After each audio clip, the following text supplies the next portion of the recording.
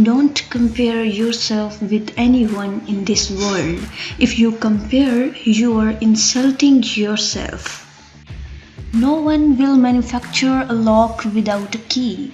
Similarly, God would not give problems without solutions. Life laughs at you when you are unhappy. Life smiles at you when you are happy. Life salutes you when you make others happy. Every successful person has a painful story. Every painful story has a successful ending. Accept the pain and get ready for the success. Easy is to judge the mistakes of others. Difficult is to recognize our own mistakes.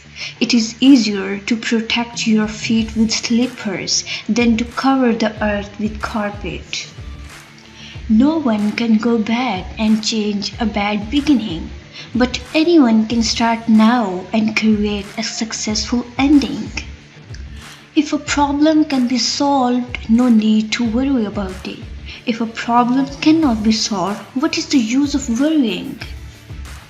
If you miss any opportunity, don't fill the eyes with tears. It will hide another better opportunity in front of you.